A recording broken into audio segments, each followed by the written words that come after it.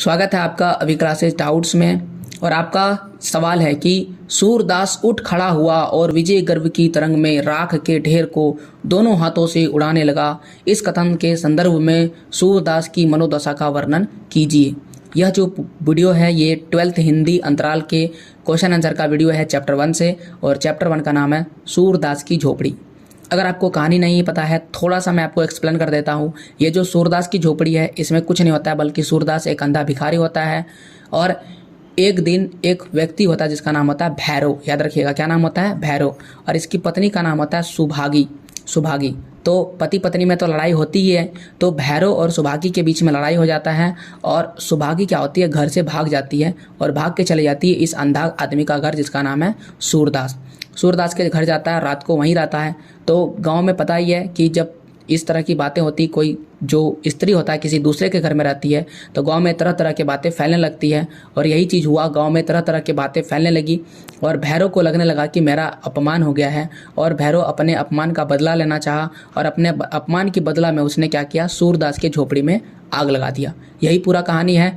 आग लगा दिया और आग लगने के बाद सारा जो है राख में बदल गया उसका घर। इसमें और भी कहानी है, लेकिन यही कहानी है कि उसमें आग लगा देता है और उसका घर पूरी तरह से राख में बदल जाता है। तो राख जब बदल गया तो उसने अब उसके पास कुछ भी नहीं रहा सूरदास के पास, और उसने क्या किया, पूरा विजय गर्व से, मतलब ऐसा लगा कि जीत गया है और उसी के गर्व में खड़ा होता है और राख की ढेर जो राख बन चुका है उसको दोनों हाथों से उड़ाने लगा। क्यों ऐसा करने लगा बताइए। सूरदास की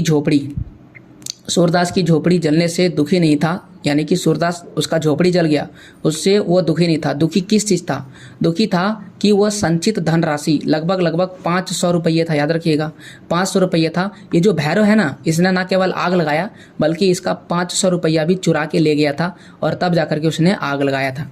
तो ये 500 रुपये वाली जो पोटली थी वह क्या हो गई, नष्ट हो गई। इसकी आशंका था, उसका काम था जो पितरों है उसको पिंडदान करवाना था। उसका एक पोता था, उस पोता का नाम था मिठवा। वह मिठवा का विवाह करवाना चाहता था और पूरे गांव वाले के लिए एक कुआं खुदवाना चाहता था, एक भला का काम करवाना चाहता था। ये सारी उसकी अभिलाषा थी, लेकिन जब उनके पास पैसा ही नहीं है तो ये सारा कार्य हो ही नहीं पाएगा। सारा अभिलाषा क्या हो गया, ख़त्म हो गया। तो दुखद विचारों से मरमरहत सूरदास जले झोपड़ी की राख के सामने रोने लगा। मतलब दुख के कारण से वो झोपड़ी के सामने रोने लगा था।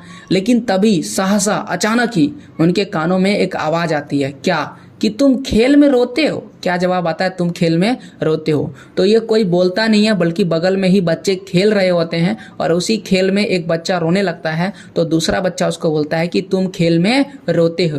तो ये जब उसके कान में आवाज़ सुनाई पड़ता है तो सूरदास जहाँ निराश था, गलानी हो रहा था, दुख हो रहा था, क्षोभ हो रहा था, अपार जल में गोते खा रहा था, वह सुनकर सचेत हो जाता है। मतलब वह कह सकते हैं उसको एक नया आभास होता है और उसे लगने लगा कि जीवन क्या है, जीवन भी तो एक खेल ही है।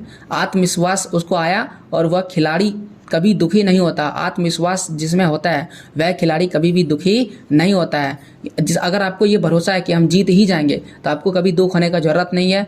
यही खेल भावना है। जीवन रोने के लिए नहीं है बल्कि किसके लिए है, हंसने के लिए है। इसी चीज़ के साथ सूरदास जीवन का मर्म समझ गया था और अब उसे झोपड़ी जलने तथा धन गायब होने का दर्द बिल्कुल भी नहीं रह गया। वह उठ खड़ा हुआ और विजय गर्व की तंग राख की ढेर को दोनों ओर हाथों से उड़ाने लगा।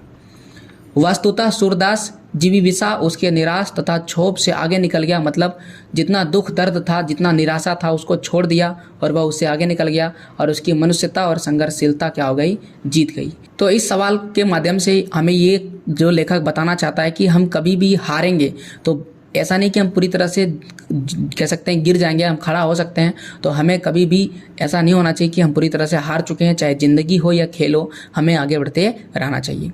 तो ये था छठा प्रश्न और ऐसे ही और सवालों के जवाब मेरे चैनल पर अवेलेबल है और आने वाले सभी चैप्टर्स का भी मैं वीडियो आपको प्रोवाइड करवाऊंगा। तो प्लीज़ सब्सक्राइब कीजिए मेरे चैनल अभी क्लासेस डाउट्स को और साथ ही साथ अभी क्लासेस को भी सब्सक्राइब कीजिए ताकि और वीडियोज़ आपको मिलते रहें। तो अभी क्लासेस में क्या है, क्लास में आपको एनसीईआरटी वीडियो सीरीज आपको दे रहे हैं। क्लास 6 से 12 तक के एनसीईआरटी को फ्री ऑफ कॉस्ट अपलोड कर रहे हैं। तो जाइए उसे देखिए और आप जो है मेरा सपोर्ट कीजिए। पूरा वीडियो देखने के लिए थैंक यू।